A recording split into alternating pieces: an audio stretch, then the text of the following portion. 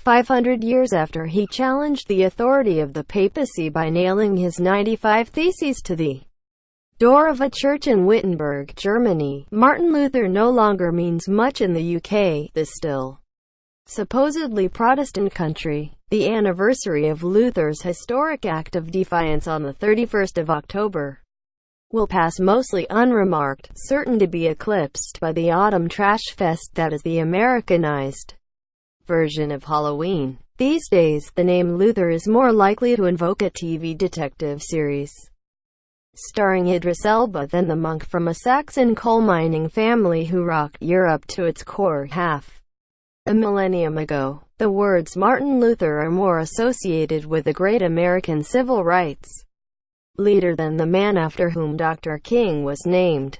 To be fair, these islands have never had a mainstream Lutheran tradition like that in continental Northern Europe or, later, North America.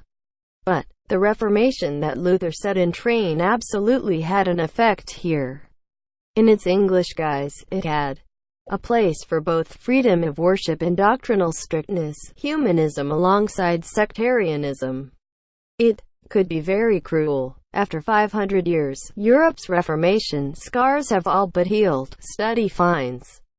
Read more. But at the center of the English Reformation was England itself. The Reformation enabled early modern England to become, culturally and politically, the country that in important respects it still is. Protestantism was one of the foundation stones of the British state that evolved over subsequent centuries, and formally it still holds up the edifice of state today.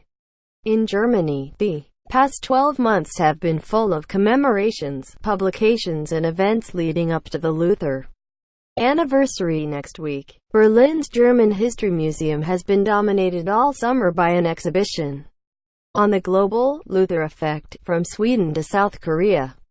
Angela Merkel, herself a Lutheran and the daughter of a pastor, has been involved in many of them.